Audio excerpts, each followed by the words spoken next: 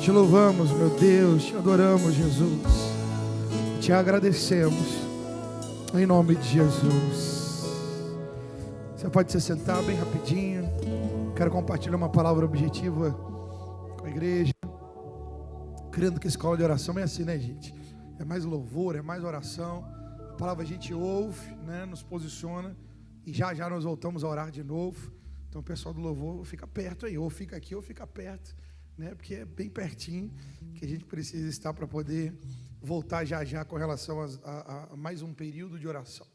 Eu quero falar com vocês sobre alguns obstáculos na nossa vida de oração. Eu lembro que quando Elias foi confrontado pelos profetas de Baal, na verdade ele confrontou, né? Dizendo: se Baal é Deus, então que vocês façam um pedido, façam sacrifícios, um altar de adoração para ele, e que ele responda com fogo. E eles fizeram durante meio dia, não aconteceu nada. A gente sabe por quê. Um falso Deus não pode responder, ele não pode imitar a Deus, ele pode, né, tentar fazer algumas coisas, mas ele não pode fazer o que Deus pode fazer. Só Deus faz o que ele pode fazer. E Elias disse: então só há um Deus dos céus, e ele vai responder com fogo. E Elias, antes de colocar os novilhos sobre o altar, antes de colocar a água, que nós sabemos que ele colocou como uma prova, um teste também, o que ele fez?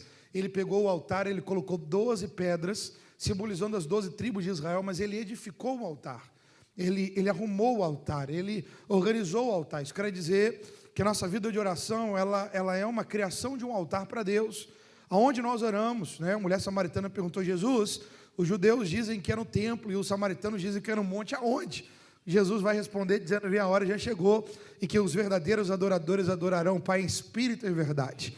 Em outras palavras, ele está dizendo: não é mais o local, não é mais um lugar fechado, nem estabelecido de uma aliança, né, fixa, como a lei, não. Agora, onde estiverem, né, onde estiver alguém orando ao Pai, no nome de Jesus, no poder do Espírito de Deus, ali há um altar, ali tem uma resposta, né, liberada de Deus, porque tem alguém no altar de oração. Então, para resolver, né, para arrumar, para organizar o altar, nós temos alguns empecilhos que nós precisamos tirar.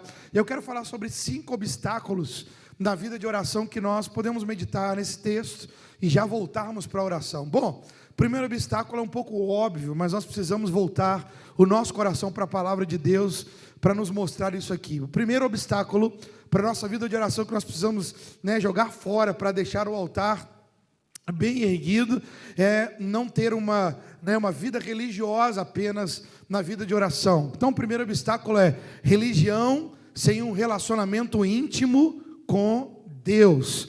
1 João capítulo 14, versículo de número 6, respondeu-lhe Jesus: eu sou o caminho e a verdade e a vida, e ninguém vem ao Pai senão por mim.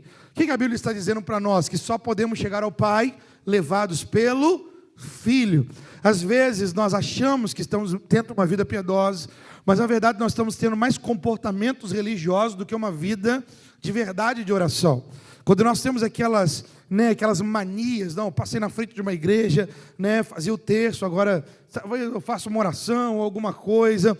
Quando eu vou comer, eu tenho aquela, baixo a cabeça rapidinho, e de repente, né, tenho aquele momento de gratidão. Queridos, tudo isso pode ser um instrumento, ou então alguma coisa que me lembre a orar, mas eu preciso orar.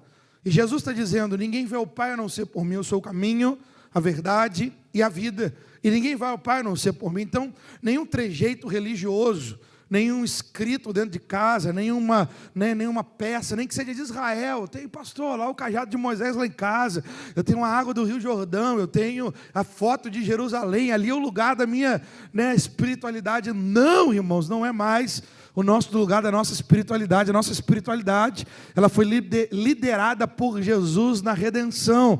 Então nós chegamos ao Pai em nome de Jesus. Ele mesmo diz: eu sou o caminho e a verdade e a vida, e ninguém veio ao Pai a não ser por mim. Então Jesus nos autorizou a orar no nome dele. Então um dos empecilhos que nós vamos tirando é uma religião sem um relacionamento íntimo com Deus. 1 Timóteo capítulo de número 5, capítulo 2, versículo de número 5 diz: porque há um só Deus e um só mediador entre Deus e os homens, Jesus Cristo, homem. Só um mediador entre Deus e os homens. Então, se eu colocava algum tipo de santo, como, né, superstição, um depósito de confiança, eu não coloco mais. Não tem ninguém entre eu e Jesus. Jesus e eu, porque Ele rasgou o véu, Ele veio até mim, Ele me fez nascer de novo, me fez uma nova criatura, como filho. Eu tenho uma natureza que pode corresponder agora ao próprio Deus, porque Ele me deu essa natureza de redenção. Então nós precisamos entender, só há um mediador. Agora, também entre os homens só há um mediador. Eu sei que na escola de oração também aprendemos que talvez uma das orações tão fortes que nós podemos aprender e viver como igreja é: ore comigo.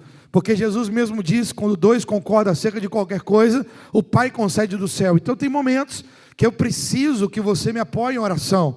Tem momentos que eu te apoio em oração. Então juntos, em uma concordância, pelo poder da unidade, a oração parece que se estende, parece que ela, né, tem um fortalecimento de alguma forma, uma concordância. Eu já saio dos extremos, aponto, né, só apontado para o caminho. Alguém concorda comigo biblicamente? Cristo está no meio de duas pessoas concordando em oração, e aquela oração ali, ela é atendida de forma poderosa. Então orar junto com o outro, mas não colocar alguém como um intercessor entre Deus e eu.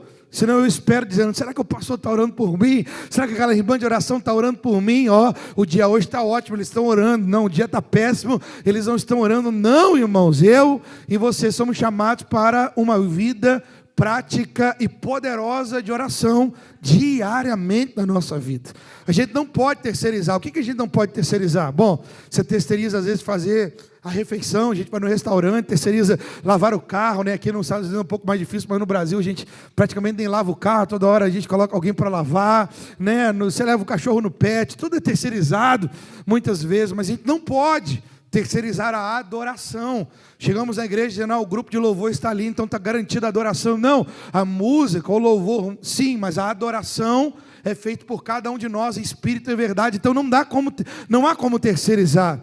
Não há como terceirizar o estudo da palavra, dizendo: olha, deixa só os pastores aprender a Bíblia e eu aprendo junto com eles. Não, eles vão trazer roteiros bíblicos saudáveis, mas eu e você precisamos manter a nossa Bíblia aberta todos os dias, para que Deus fale conosco, confira, né, o nosso coração naquilo que Ele tem para nós. Mas a vida de oração também é assim.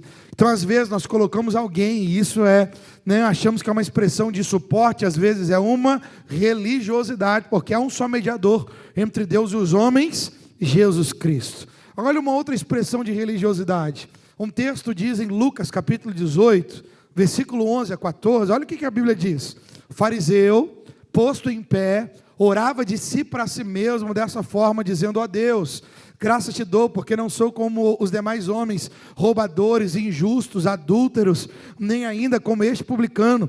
Jejuo 2 vezes por semana e dou o dízimo de tudo quanto ganho.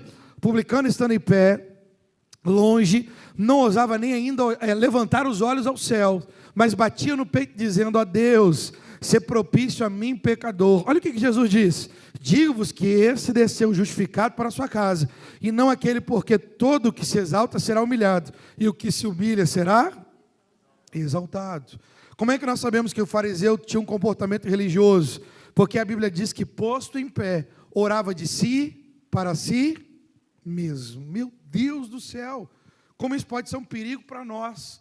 Os nossos diálogos internos conosco, alguns são, outros não são oração, ok? Às vezes algumas murmurações que nós temos, achamos que estamos depositando aos pés do Senhor, e não, estamos trazendo, talvez remoendo um problema, uma situação, mais conscientes do problema do que do próprio Deus. Agora, o segundo, que ele se encontrou em oração e entendeu: estou diante de Deus, eu sou um miserável pecador, quer dizer, eu sou um necessitado. Mas qual a diferença entre um e o outro? Um pecou mais, outro menos? Não era isso. A diferença é que um pegou a sua própria justiça e disse: eu estou baseado nela para orar ao Pai, quer dizer, para me apresentar como uma performance de oração religiosa. A Bíblia diz: ele orava de si para si mesmo. O outro não, ele rasgou as suas vestes dizendo: Deus, eu estou diante de ti, Deus, eu preciso da tua intervenção, Deus, eu conto com a tua misericórdia. Deus, a oração entre o Senhor e eu e o Senhor. E Jesus diz que esse segundo foi justificado, porque ele não orou de si para si mesmo, ele apresentou-se diante de Deus, e Deus trouxe a resposta sobre a vida dele. Então, o primeiro empecilho, o obstáculo que nós precisamos tirar, é de uma vida religiosa de oração, e dizer: Senhor, eu não vou praticar religiosidade na minha vida de oração, porque religião sem um relacionamento íntimo com Deus é um obstáculo para a minha vida de oração, como Jesus diz. Lembrei de outro texto, Mateus 6, 5 e 6, Jesus disse em Mateus 6, 5, tu, porém, quando orares, não sejam como os hipócritas, que gostam de orar em pé nas sinagogas ou nos cantos das praças, para serem vistos pelos homens. Naquele momento, Jesus está dizendo do hipócrita, não é como nós usamos a palavra hipócrita, para dizer que alguém tinha um caráter duvidoso, não era isso. O hipócrita na época era como um ator de teatro grego, que ele ia para o teatro, como para nós temos os atores de filmes ou de seriados, que alguém ele vai cumprir um personagem, e vai ter o script na mão, e a performance do script sobre o personagem é que vai dar a ele o sucesso ou não. Jesus disse na sua vida de oração: não seja assim. Você não tem que ter um personagem diante de mim, e nem ter um grupo de orações prontas com uma boa performance. Você tem que ser sincero. Tu, porém, quando orar, entra no teu quarto, fechada a porta, e o teu pai que está em secreto te vê em secreto, e ele vai te recompensar. Sem religiosidade, sem máscara externa, sem performance prévia, sem um personagem diante de Deus, o meu e o seu coração de forma desnuda, íntima, colocado diante do Senhor como Ele é, para que Deus possa nos pegar na sinceridade e transformar o lugar de oração numa casa do oleiro, onde o nosso coração se desmancha como um barro nas mãos do oleiro, e Ele refaz conforme o teu molde, conforme o seu propósito, conforme a sua vontade.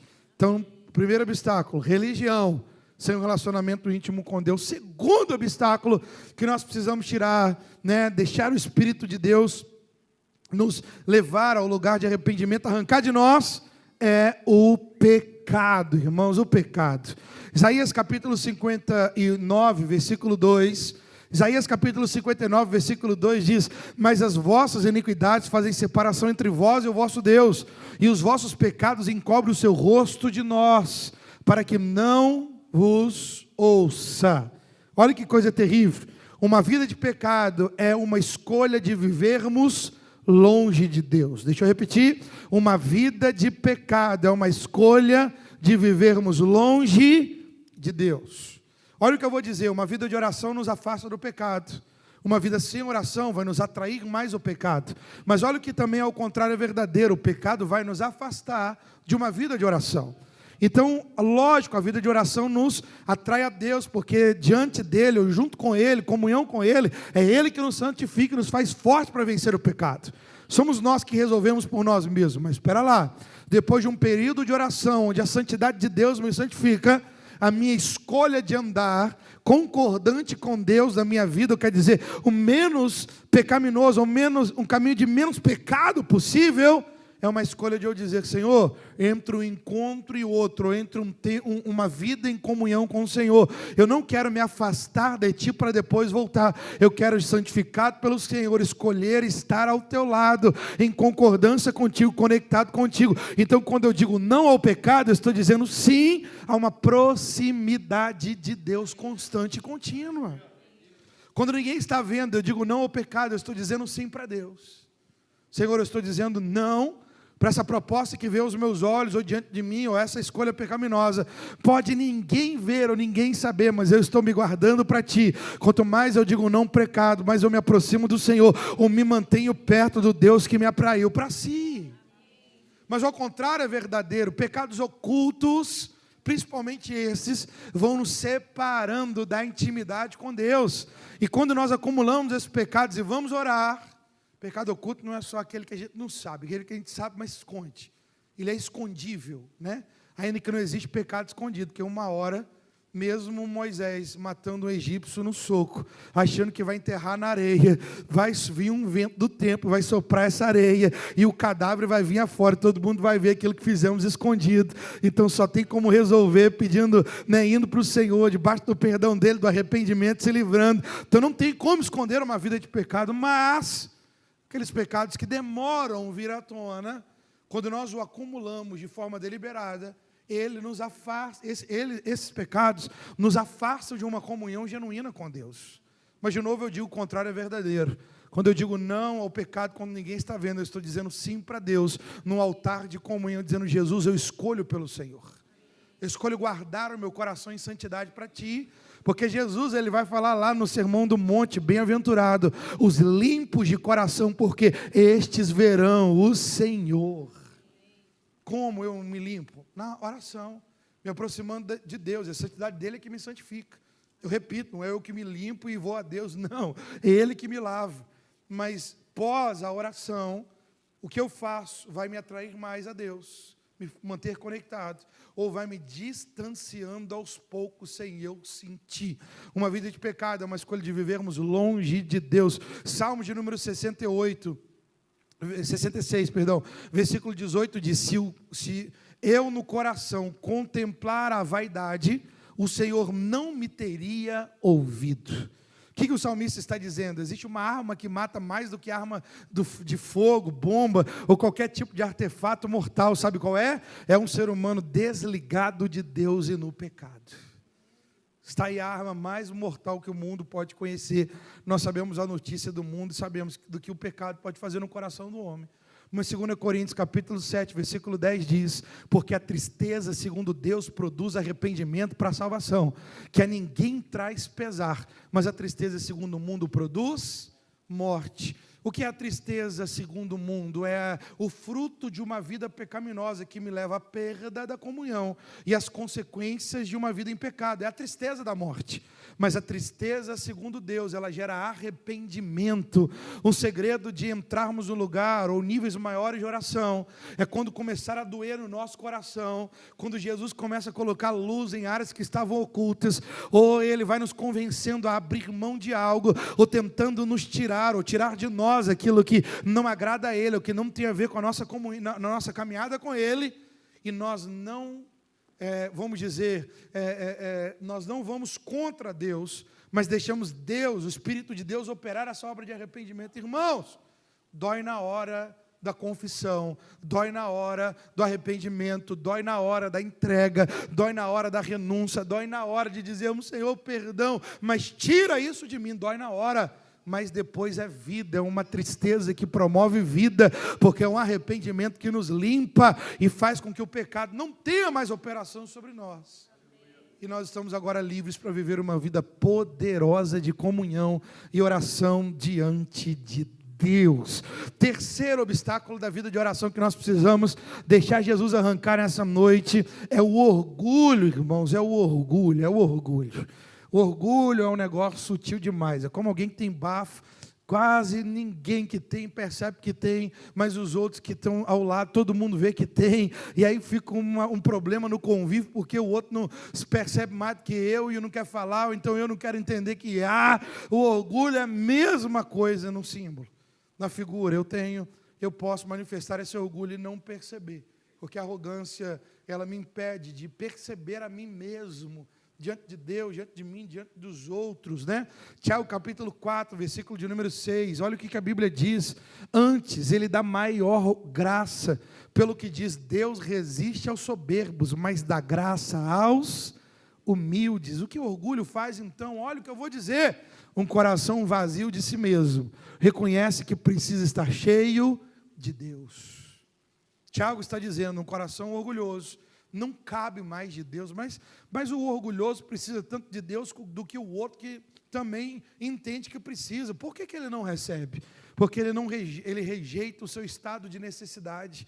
De novo, Jesus começa falando no Sermão do Monte, bem-aventurado. A primeira bem-aventurança, você vai lembrar: bem-aventurado o pobre ou humilde de espírito, porque dele é o reino dos céus, o reino de Deus.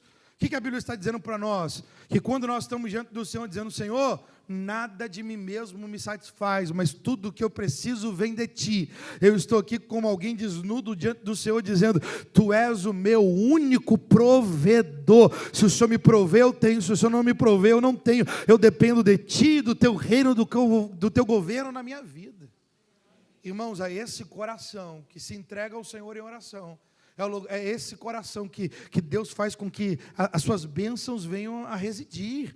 O seu depósito venha a ser colocado. A sua herança venha a ser confiada. O seu nome, né, o nome do Senhor é confiado a alguém que diz não a mim, mas ao Senhor. Ele é o meu quião, meu galardão. Tudo que eu tenho vem dele. Se ele me deu, o pastor Márcio tinha uma frase simples, mas poderosa. Ele disse: se Deus deu, Deus deu. Se Deus não deu, ele não deu. E a gente ficava: meu Deus, mas está certo, né? Mas é verdade. Deus deu, Deus deu. Você tem. Deus não deu, não deu. Não adianta querer produzir ou fazer aquilo que Deus não te autorizou a ser ou ter. João mesmo disse: o homem não pode ter coisa alguma se do alto não lhe for dado. Então nós não temos aqui uma expressão de uma religião que diz: olha, o universo está dentro de mim, é só acessar uma constelação aqui dentro. Não, irmãos, nós somos a imagem e semelhança de Deus. Se Ele está conosco, temos tudo dele. Porque tudo é dele, tudo está nele. Mas se nós não estamos nele, então nada do que temos é suficiente.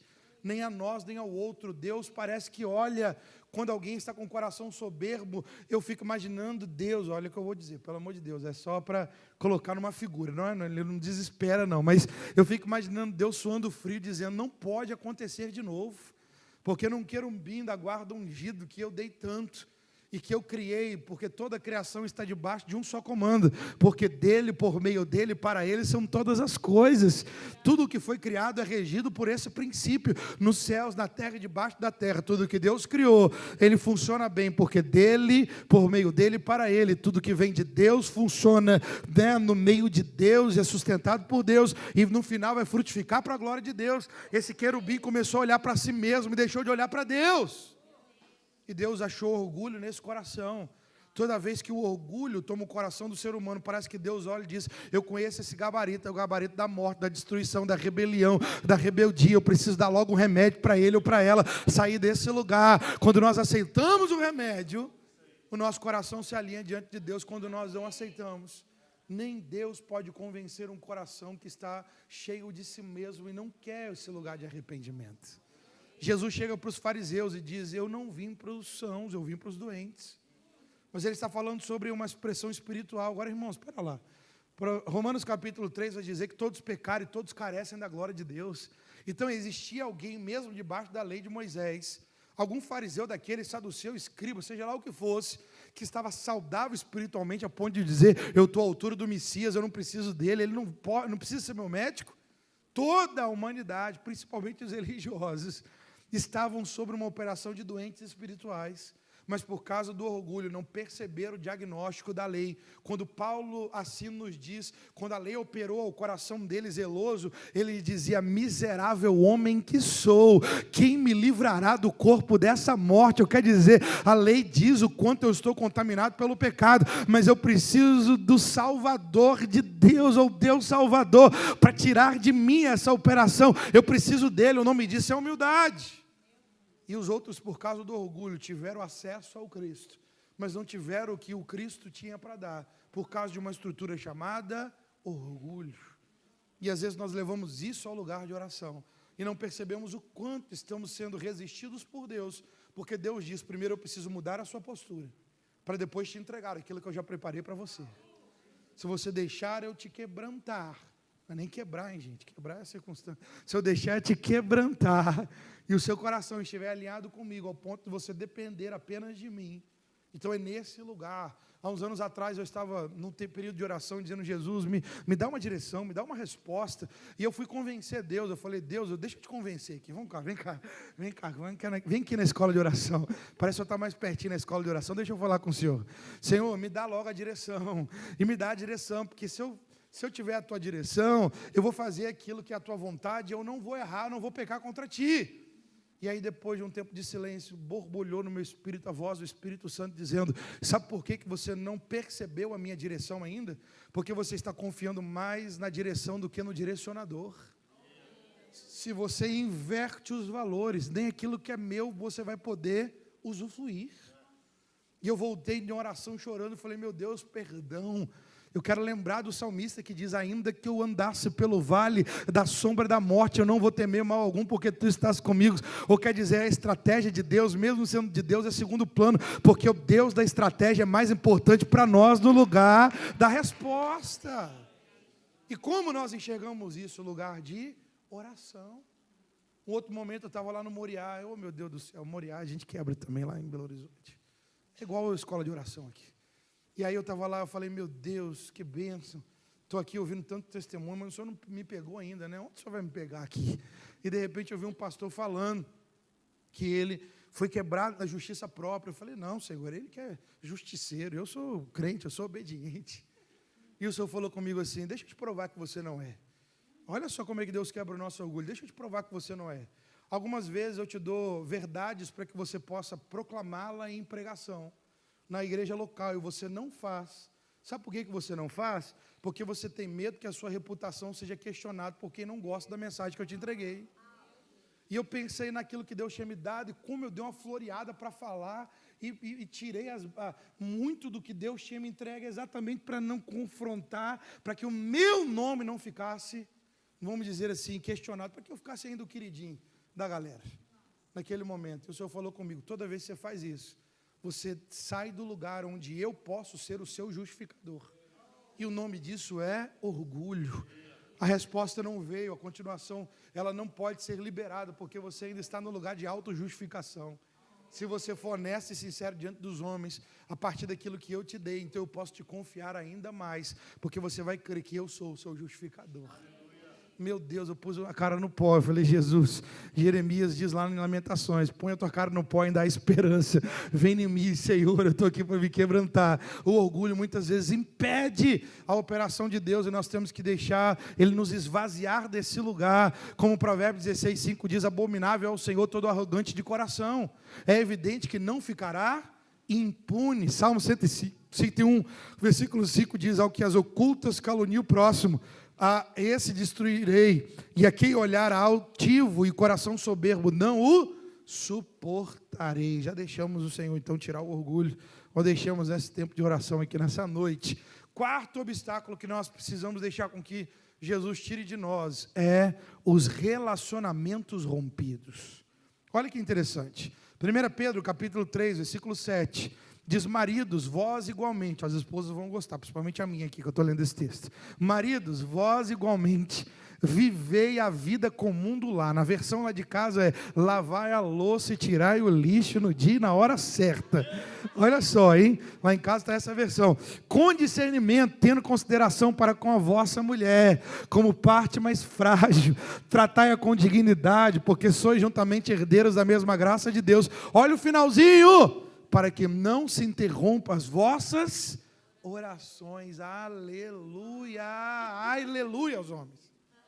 Mas é para todos nós. Às vezes nós levamos o nosso cântaro diante do Senhor, dizendo, Senhor, enche ele no lugar de oração, mas o cântaro está rachado. O cântaro está rachado, o odre está rasgado. O compartimento que entregamos a Deus, que é o nosso coração, está, vamos dizer assim, comprometido. Por quê? Porque tudo que Deus faz de forma vertical, Ele quer que seja transformado na nossa vida de forma horizontal. Tudo que Deus estabelece para nós, no mundo do Espírito, Ele quer que nós venhamos a transmitir para os nossos relacionamentos do nosso dia a dia, para quem está conosco.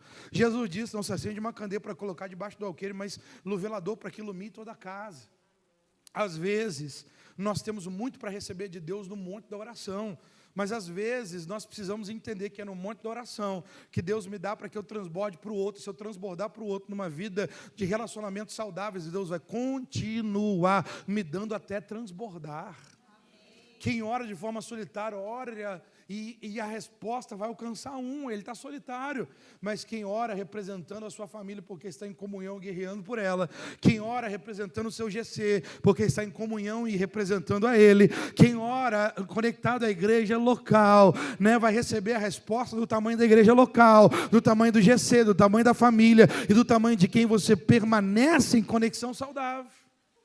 Quando nós nos isolamos, parece que a resposta de Deus é só para aqueles que estão isolados. Jesus vai provocar os discípulos, dizendo assim, espera lá, a gente veio para um lugar solitário, veio uma multidão, 5.000 homens, fora mulheres e crianças. Vocês estão me dizendo que para mandar esse povo embora? Não. Se eles estão conectados comigo, então é a partir de mim que eles vão receber a provisão. E aí os discípulos, Senhor, mas nem 200 denários poderia comprar. O que vocês têm? Vocês vão ver que no lugar da comunhão é a resposta da multiplicação. É o lugar da provisão. E aí, não tem, aí de repente um menino em comunhão. O lanche não é meu, o lanche é nosso. O lanche não é meu, o lanche é nosso. O lanche não é meu, o lanche é nosso. O lanche não é meu, o lanche é nosso. Mas é 5 pães, 2 peixes. Não importa, o lanche não é meu, o lanche é nosso. Se o lanche é nosso, Jesus olhou e falou, Senhor, Pai, o lanche é nosso. E aí o poder de Deus multiplicou aquilo que tinha um propósito maior do que os olhos. Eles começaram a distribuir, então 5.000 homens, foram mulheres e crianças, foram cheios de uma provisão, porque alguém entendeu, o lanche não é meu, o lanche é nosso. E ainda sobraram 12 cestos cheios. Aquele menino se olhasse para si, só tinha comida para ele. Os discípulos olhassem para a sua reputação, dizendo, a gente não tem como ter dinheiro, comprar para trazer, né? Eles teriam despedido rapidamente, perderiam uma parte da conferência profética naquele lugar.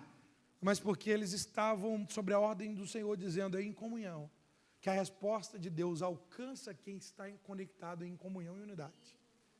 Então os relacionamentos rompidos, às vezes é um obstáculo. Eu oro, estou na campanha, estou aqui na escola de oração, mas de repente o meu vaso está rachado de comunhão. Lembra do que Jesus diz? Quando você for apresentar uma oferta ao altar, se o teu irmão tiver algo contra ti, aleluia, vai lá e acerta primeiro com ele, depois você vai vir e vai colocar a sua oferta no altar. Em outras palavras, ele está dizendo, nenhum louvor, nenhum sacrifício vertical vai substituir uma vida saudável de relação com o próximo, até porque o que eu te dou no lugar de oração, você precisa distribuir para o outro, para que eu possa te responder à altura de quem você está em conexão, e não só você mesmo. Lembra daquela viúva que o profeta liberou uma palavra, quase que eu gaguejo igual o pastor Léo aqui, uma palavra, pensar muito rápido, né? Dá isso com ele. Liberou uma palavra dizendo, não vai faltar o azeite na botija, ok? Mas o profeta disse, bom, vai nas vizinhas, e você vai pegar vasilhas vazias e não poucas. Ela pegou. Irmãos, hoje em dia, comprar uma panela é fácil. Hoje em dia, panelas em casa são poucos dólares aqui, né? Se for o caso.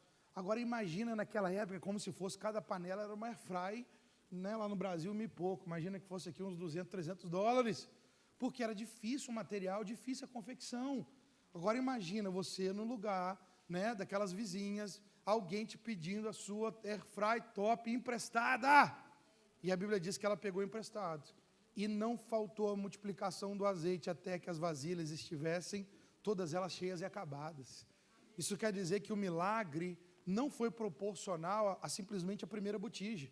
O milagre foi proporcional não só ao número de vasilhas, o milagre foi proporcional ao testemunho e à comunhão, ou à conexão que ela tinha com os vizinhos, para que as vizinhas pudessem confiar algo de segurança ou de valor para aquela viúva, para dizer, olha, eu sei a quem eu estou emprestando, é alguém fidedigno, é alguém que eu posso confiar, é alguém que tem relacionamento comigo. Então o milagre foi à altura do relacionamento que ela tinha com as vizinhas.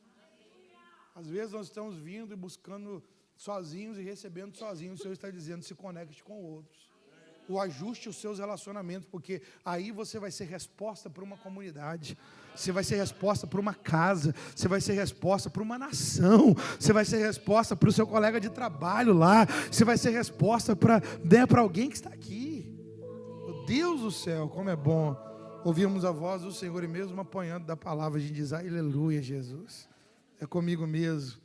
Mateus capítulo 6, versículo 12, perdoa as vossas dívidas, assim como nós temos perdoado os nossos devedores, porque se perdoardes aos homens as suas ofensas, também o vosso Pai Celestial vos perdoará. Se porém não perdoardes aos homens as vossas ofensas, tampouco o vosso Pai vos perdoará as vossas ofensas.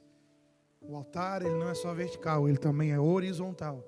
Conserta o altar horizontal, e o altar vertical desce fogo do céu, como resposta de oração. E o último item, que é um obstáculo que nós precisamos guardar a nossa vida de oração contra ela. O primeiro nós vimos que é religião sem um relacionamento íntimo com Deus. Segundo, o pecado. Terceiro, orgulho. Quarto, relacionamentos rompidos. E o quinto, que pega todos nós, principalmente aqui na América, é a ocupação excessiva. Ocupação excessiva. Todo mundo agora vai ser alcançado. Se Jesus não te pegou numa das 4, agora você não sai não. Efésios capítulo 5, versículo 15 e 16. Portanto, vede prudentemente como andais, não como necios, e sim como sábios, remindo o tempo, porque os dias são maus. A palavra remindo é como a palavra resgatando o tempo. É como a palavra comprando o tempo, resgatando o tempo, aproveitando o tempo. Meu Deus, o que nós precisamos ter? As nossas ocupações excessivas, elas têm esterilizado uma parte da nossa vida de oração. Agora não é porque nós temos muita coisa a fazer, é porque, você já sabe da história, nós não priorizamos aquilo que precisamos fazer.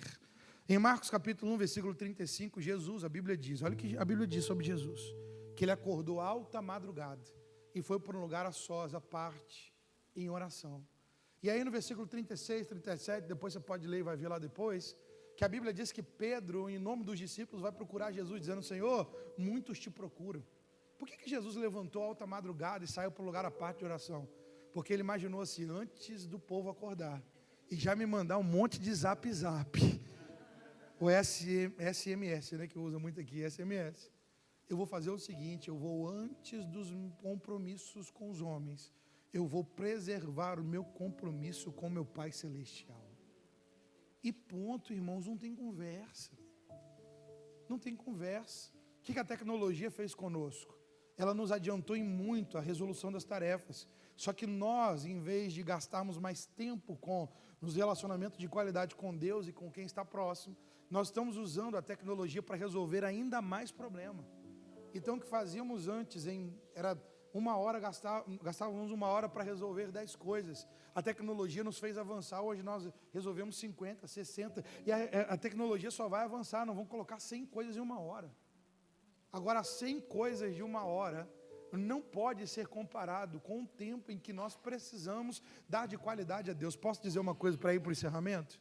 Com toda a tecnologia, uma mulher grávida continua na normalidade, na saúde, gerando filho com aproximadamente 9 meses.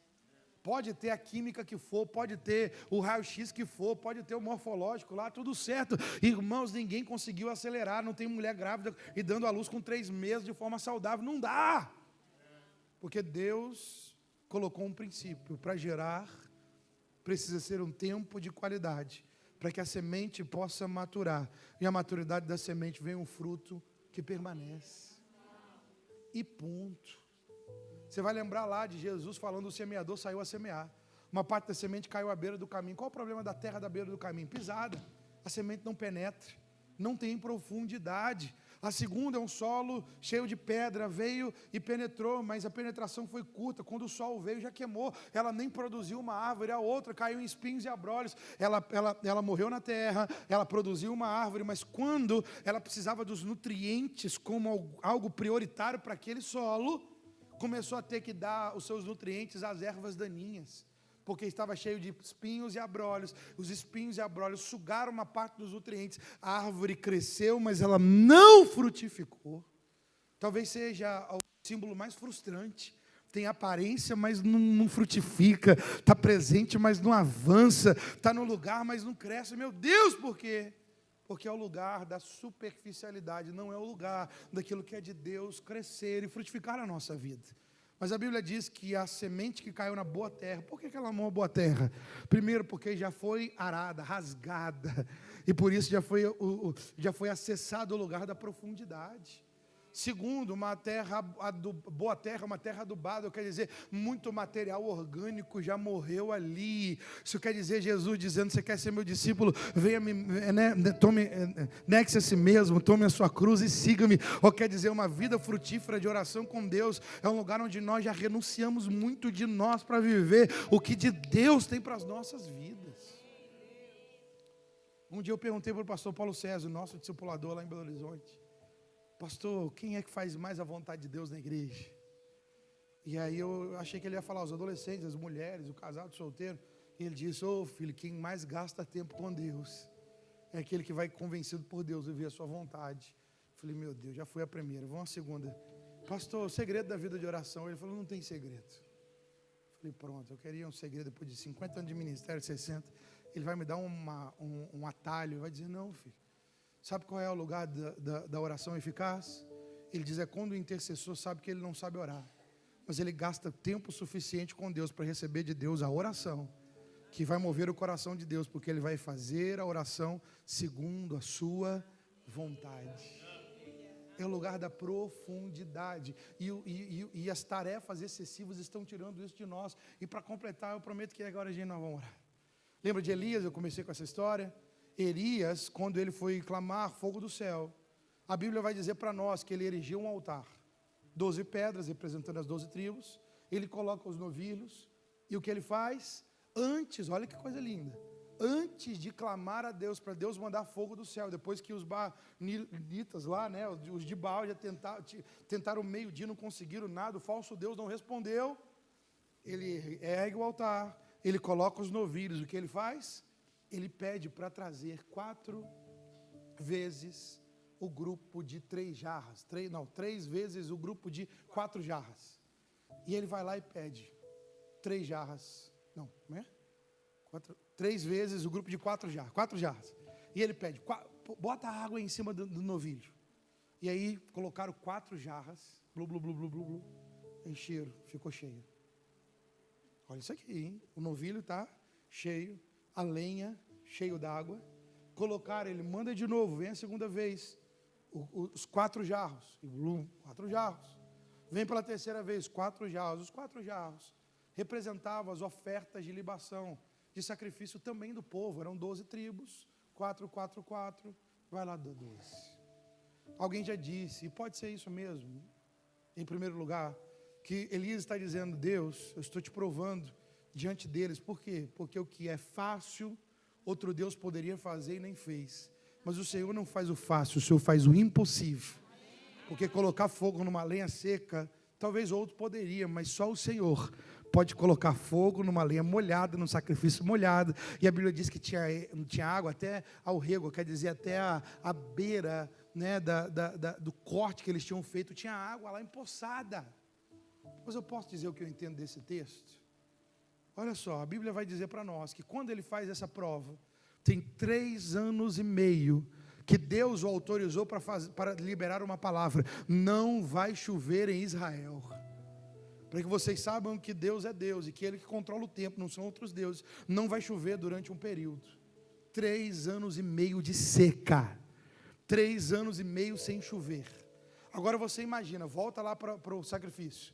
O altar erigido, 12 pedras, os novilhos colocados em cima. Agora são 12 jarros de água no meio de 3 anos e meio de seca. O quanto valia cada jarro de água que foi colocado diante do altar. Eu fico imaginando quando o jarro foi colocado, o pessoal colocando, lambendo os beijos, Elias, me dá esse trem aqui, deixa eu levar para casa. Quão valioso era aquele jarro de água, representando o altar precisa ser erigido, mas precisa ter sacrifício para que o Deus do fogo, Deus vivo, Ele mande fogo como resposta de oração. Deus responde ao altar erigido, mas também responde ao sacrifício. Pastor, o que eu tenho a ver com isso? Nós não temos escassez de 3 anos e meio de água. Choveu até hoje quase o dia inteiro. Mas o que é tão escasso hoje como a água naquela época? Tempo. Tempo. Tempo. Quando eu e você colocamos 2 horas na escola de oração, quando eu e você colocamos 1 hora, 1 hora e meia nos nossos GCs, quando eu e você vemos os cultos de domingo e vemos em família, ou nos voluntariamos em algum momento e horas diante de Deus, quando eu e você dentro da nossa casa, no ambiente que a gente consegue ter só com Deus, basta um tempo de oração no nosso devocional, estamos dizendo, Senhor, o altar foi reconstruído na cruz, e o altar da cruz foi colocado no meu coração quando eu nasci de novo, mas eu estou aqui me derramando como aquelas jarras de água no meio da escassez. Tempo é aquilo que mais valioso eu tenho para te dar, então eu estou te colocando 1 minuto, 10 minutos, 30 minutos, 1 hora, seja lá quanto for, eu estou dizendo não às outras coisas, para que o Senhor saiba que eu sou teu, e eu lembre que o Senhor é meu, nesse lugar de oração, naquilo que é raro, que é precioso, que é valioso, o tempo eu estou dando a ti. E quando nós fazemos isso, dizemos não as muitas ocupações para nos ocupar prioritariamente com o Senhor. O fogo desce, irmãos, como eu creio que Ele está descendo nessa escola de oração. Pode ficar de pé no seu lugar, por gentileza.